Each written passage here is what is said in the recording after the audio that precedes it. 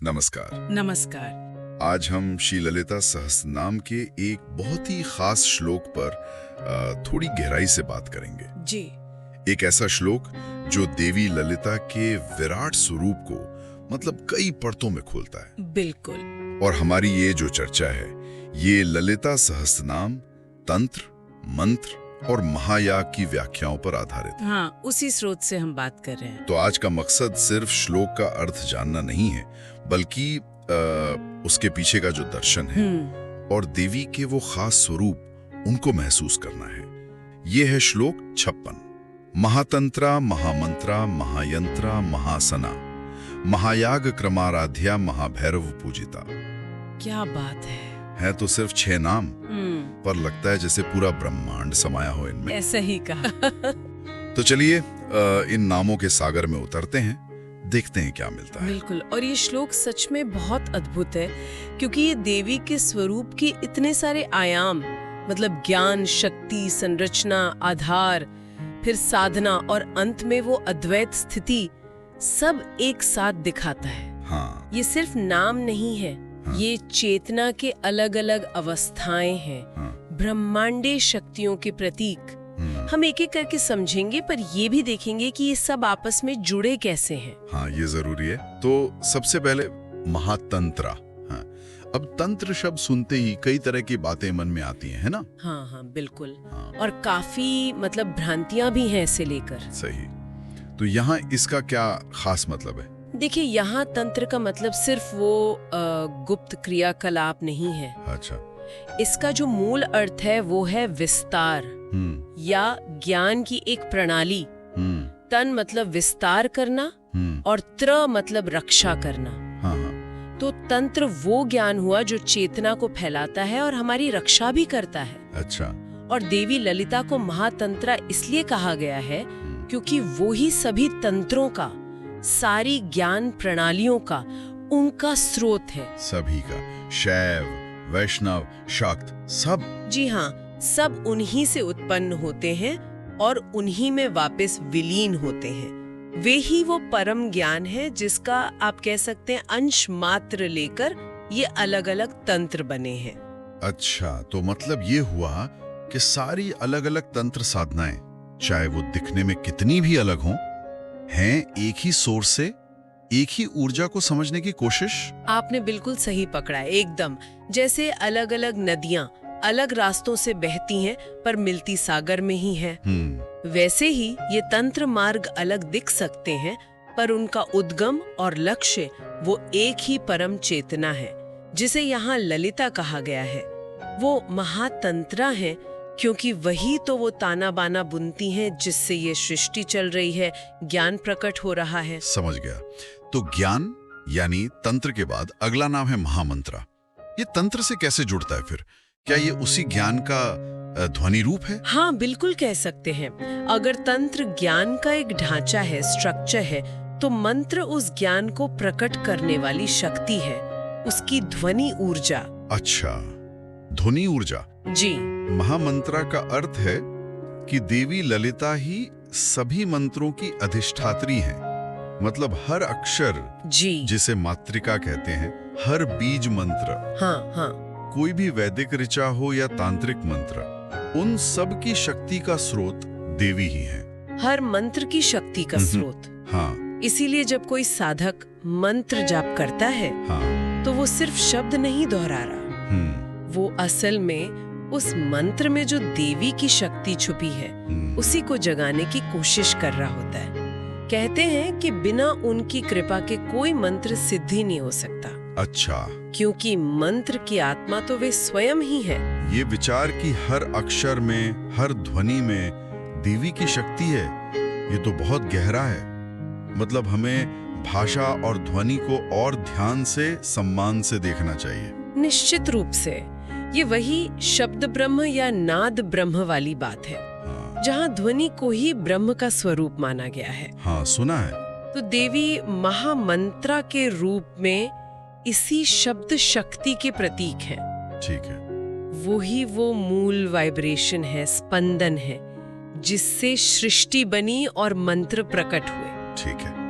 तो हमने ज्ञान यानी तंत्र, और ध्वनि यानी मंत्र, इन रूपों में देवी को समझा।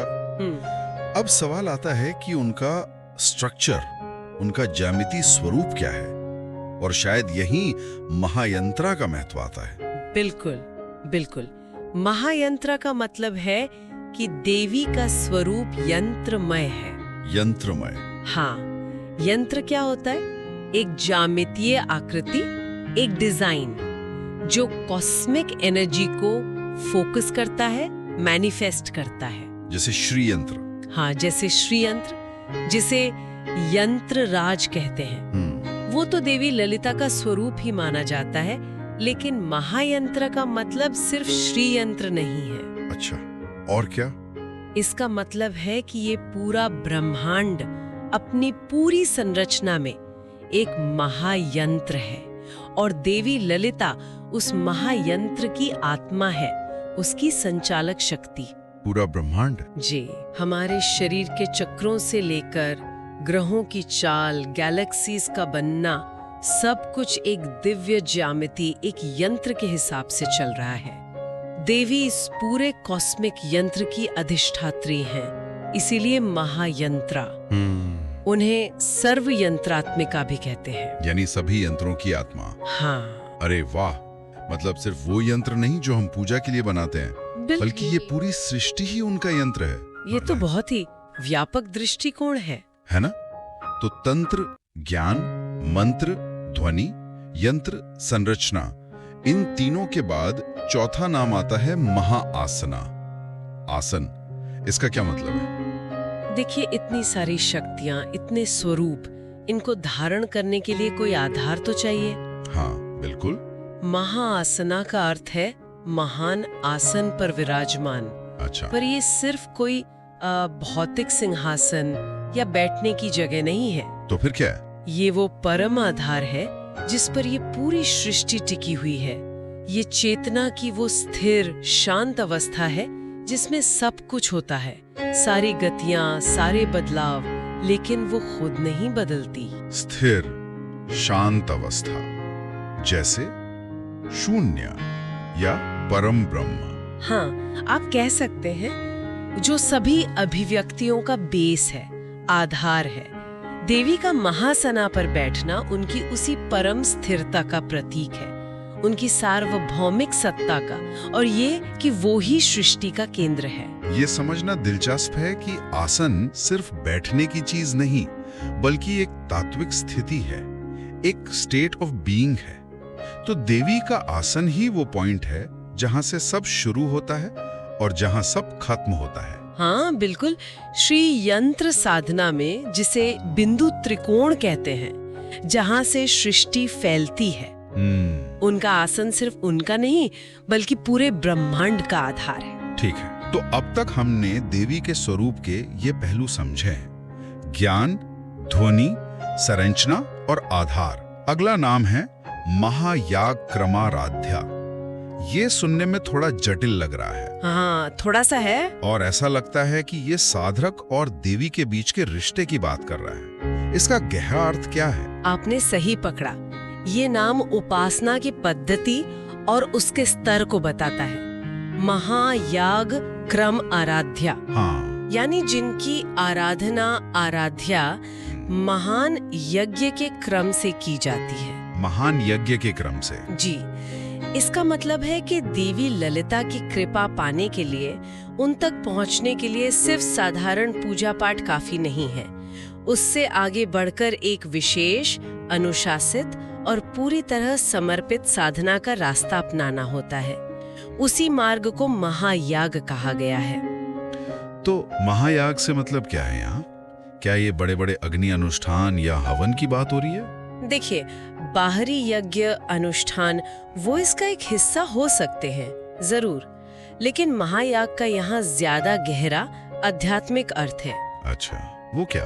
जैसा उपनिषदों में, गीता में भी इशारा है, असली यज्ञ सिर्फ अग्नि में घी, सामग्री डालना नहीं है। तो फिर? असली यज्ञ है अपने भीतर की जो अशुद्धियां हैं, हमारी इच्छाएं, कामनाएं, हमारा अहंकार, क्रोध, लोभ, मोह, अज्ञान, इन सब की आहुति देना। हो, मतलब इनका त्याग करना। हाँ, जब साधक पूरी निष्ठा से, पूरी जागरूकता से अपने इन अंदरूनी दुश्मनों को पहचानता है और उन्हें देवी के चरणों में समर्पित करता है, मतलब उनका त्याग करता है, वही सच्चा महायाग है। और इस क्रम से, मतलब इस डिसिप्लिन तरीके से की गई आराधना से ही देवी प्रसन्न होती हैं।